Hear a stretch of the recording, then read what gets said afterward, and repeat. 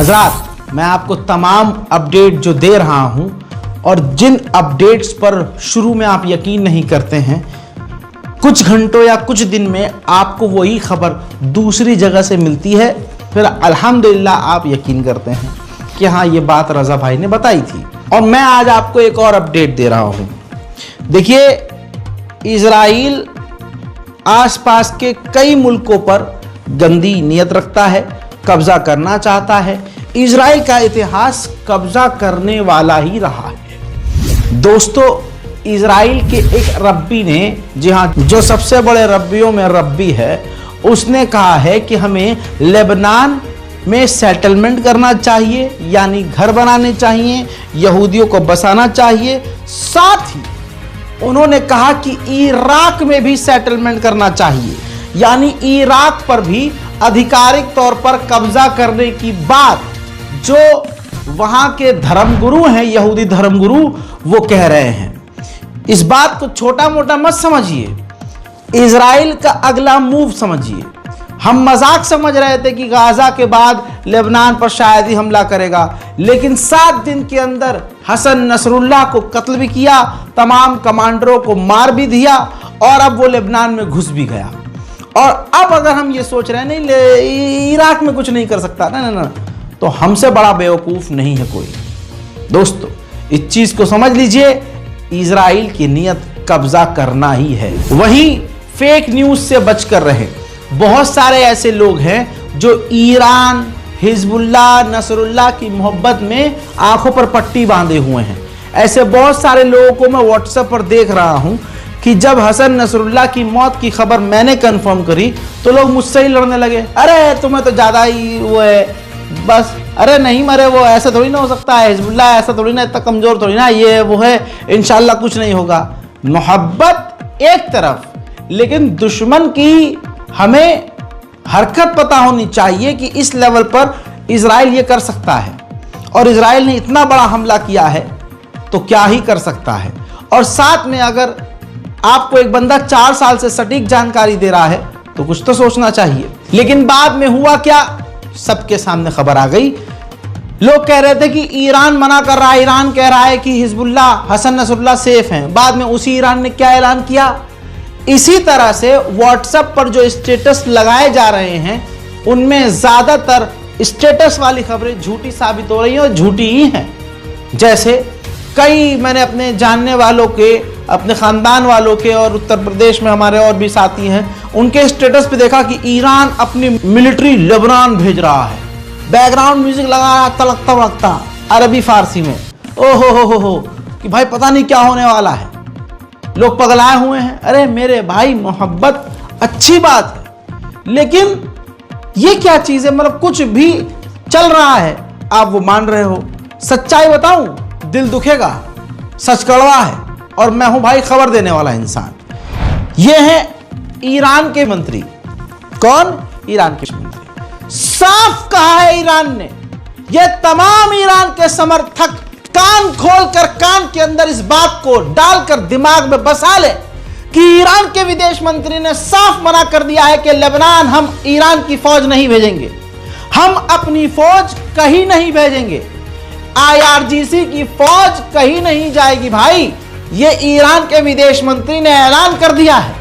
हमारी इस क्लिप को अपने स्टेटस पे लगाइए ताकि लोग समझ सकें कि सच क्या है, ईरान के पीछे इसकी, ईरान की स्ट्रेटेजी क्या है, वो मैं अलग बताऊंगा। लेकिन ईरान ने क्लियर कर दिया है कि हम फौज नहीं भेजेंगे। अब फिर कहेंगे रजा भाई हमें तो इराक से खबर आई है, अब सुनिए, लगाओ भाई दूसरी रिपोर्ट लगाओ। ये देखो भैया, ये दूसरी रिपोर्ट है। इस रिपोर्ट में खबर ये है, और जो सच है, कि ईरान हिजबुल्लाह की मदद के लिए लेबनान के बॉर्डर पर सीरिया और इराक के लड़ाकुओं को भेज रहा है। याद रहे, वो लड़ाकुओं को भेज रहा है, वो IRGC की फौज नहीं, लड़ाकुओं को भेज रहा है। ईरान हिजबुल्लाह की मदद ऑफिशियली नहीं, अनऑफिशियली कर रहा है, लेकिन ईरान अपनी फौज को पहले ही बोल चुका है लेबनान या किसी और जगह नहीं भेजेंगे। हिजबुल्लाह के कमांडर जो बचे कुचे हैं, वो अपनी जान बचाकर सीरिया चले गए हैं।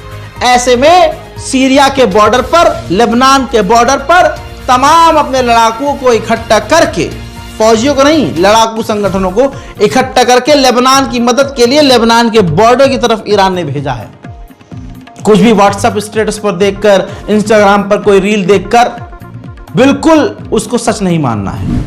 एक दिक्कत मेरे साथ यह है कि जब मैं ईरान के फेलुअर की खबर देता हूं, ईरान के समर्थन में जो मौलवी हैं, मुल्ला हैं, वो मेरे पिताजी को जो कांटेक्ट में है, मेरे अब्बा के दोस्त, उनको फोन कर, यार तुम्हारा लड़का यार बताइए यार ईरान के खिलाफ बोल रहा है। अरे यार सर पे मामा रखने वालों, अरे थोड़ा तो दिमाग रखो, या सब दिमाग घुटने में रख लिया है तुमने। रजा गद्दाफी न ईरान से पैसा लेता है, न तुर्की से, न सऊदी से, न अमेरिका से, समझ रहे हो? किसी की गुलामी नहीं करता हूं, न मुझे खुदा की कसम जरूरत है किसी को खुश करने की, चापलूसी करने की।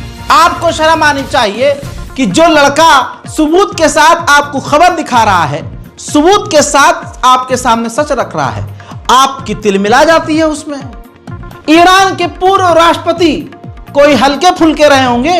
अरे ईरान का जो राष्ट्रपति रह चुका है वो भी ऐरा गैरा नहीं, जिसने जॉर्ज बुश था राष्ट्रपति अमेरिका का, उसको हिला दिया था।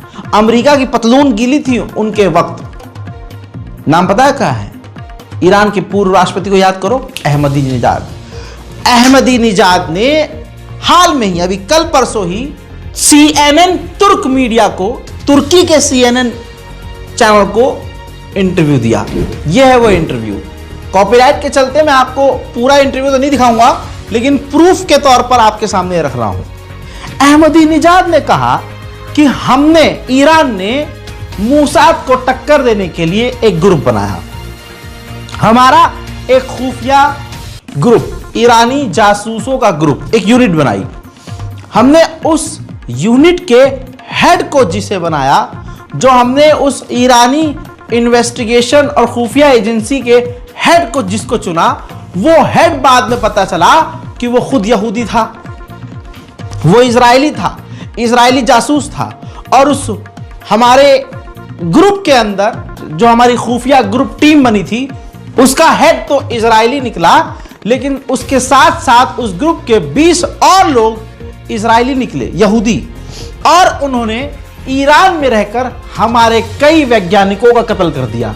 साथ ही उन्होंने कई कमांडरों का कत्ल किया, ईरान में बड़े बड़े ऑपरेशन किए।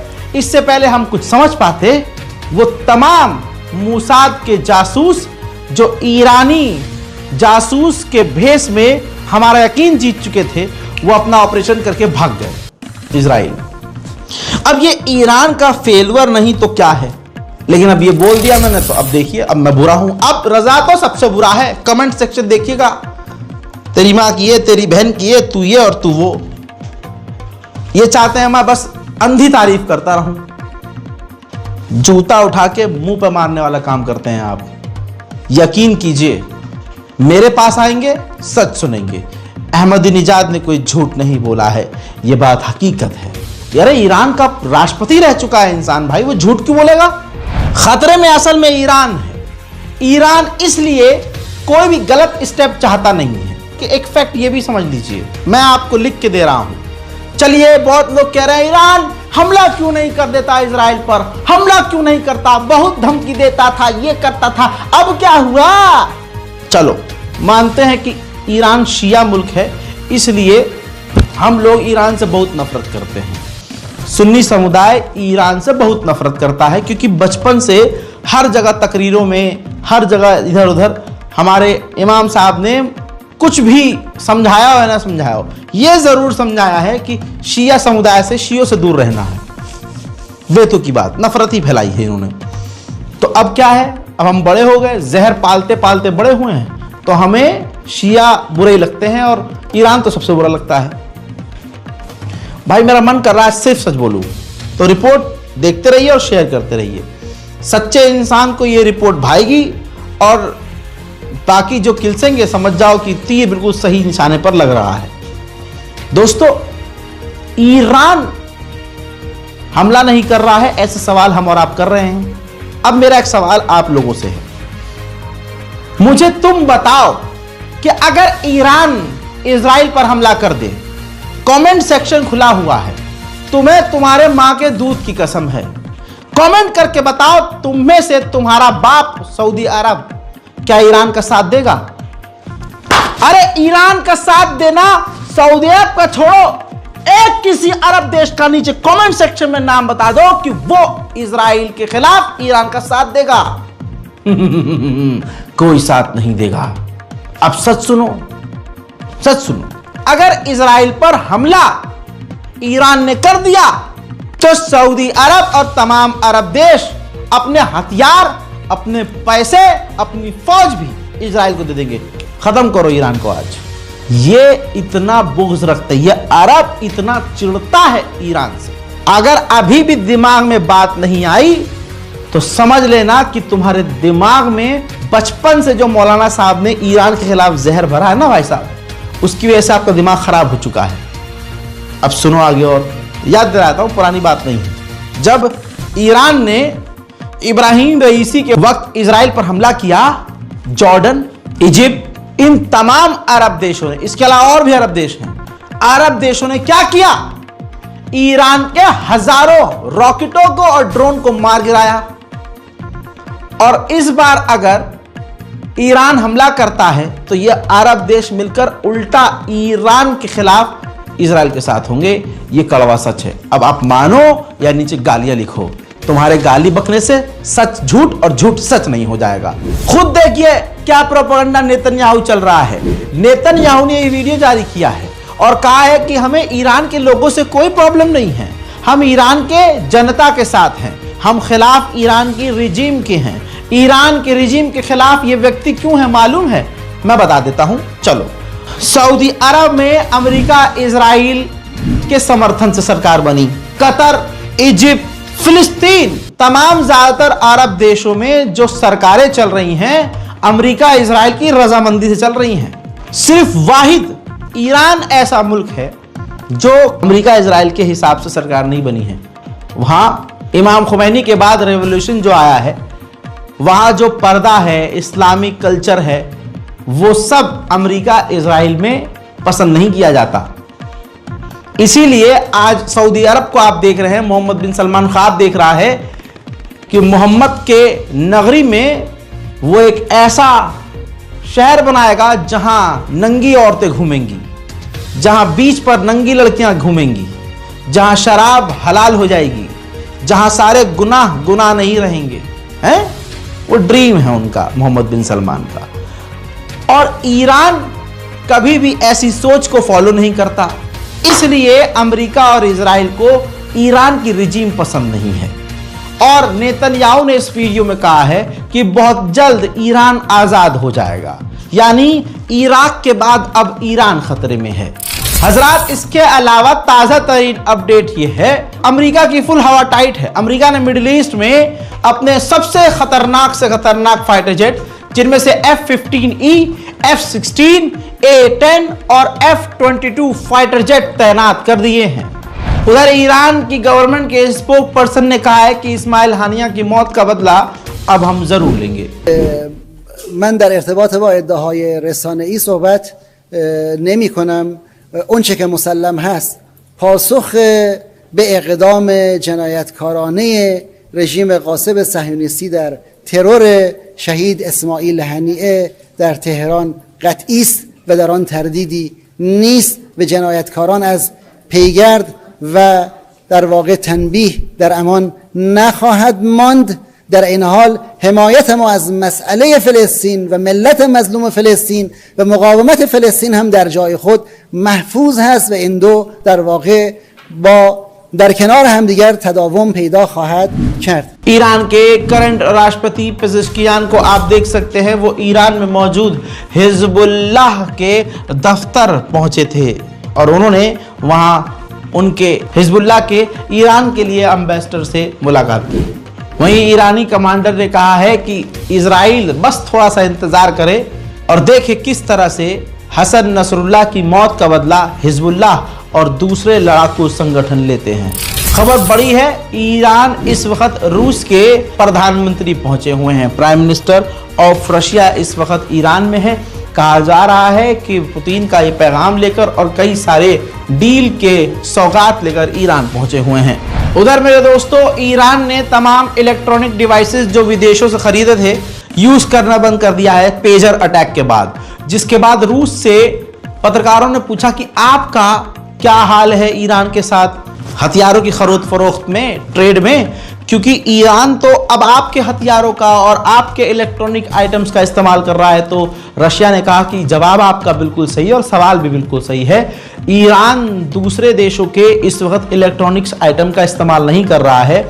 हमारे देश के पेजर, वॉकी टॉकी और तमाम इलेक्ट्रॉनिक यानी रशियन इलेक्ट्रॉनिक और चाइनीज इलेक्ट्रॉनिक सिस्टम इस्तेमाल कर रहा है ईरान। और ईरान ने अपने जो पुराने, जैसे और भी अलग अलग जगह से उसने पेजर और इलेक्ट्रॉनिक चीजें खरीदी हैं, उनकी जांच शुरू कर दी है। मेरे दोस्तों, इजराइल की खुफिया एजेंसी शिन बेट ने कहा है कि इजराइल के अंदर ही हमारे इजराइल के एक सीनियर अधिकारी को ईरान ने मारने की कोशिश की, जिसे हमने रोक दिया, ईरान के ऑपरेशन को फेल कर दिया।